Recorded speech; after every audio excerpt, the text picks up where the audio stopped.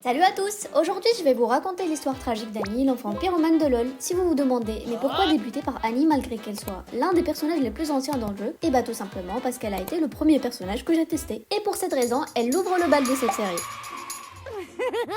Voici donc Annie qui vit avec son père Grégory et sa mère magicienne Amoline dans un cabanon en pleine forêt de Noxus. La légende raconte que pendant sa grossesse, Amoline a fabriqué un ours en peluche pour Annie qu'elle a nommé Tibbers et Annie est née peu après comme si elle était déjà impatiente de rencontrer son nouvel ami protecteur. Vous avez vu mon ours Tibbers?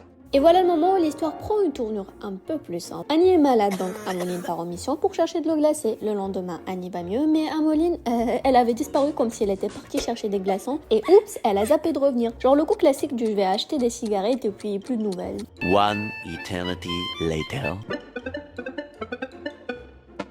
Des années plus tard, Grégory a rencontré Léana et sa fille Daisy. Annie était très contente d'avoir une nouvelle demi-sœur, mais elle avait du mal à partager, étant enfant unique, ce qui est tout à fait normal. Et quand ça chauffait entre les deux petites, Léana se méfiait un peu trop d'Annie. Bref, un jour, Annie et Daisy jouaient près du fleuve, et Daisy, qui n'avait visiblement jamais pris de cours de natation, a glissé, et oups, accident fatal!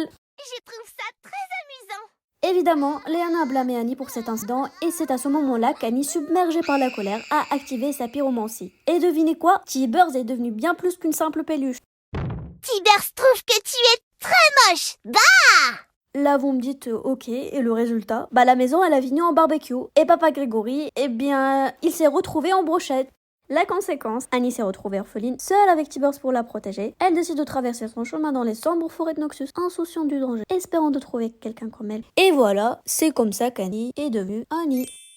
J'espère que vous avez kiffé l'histoire, et un énorme merci pour tout votre soutien, c'est vraiment incroyable. Sinon, dites-moi dans les commentaires quel personnage vous intrigue pour la prochaine vidéo, et abonnez-vous. On se retrouve très vite, et sur ce, je vous dis à bientôt!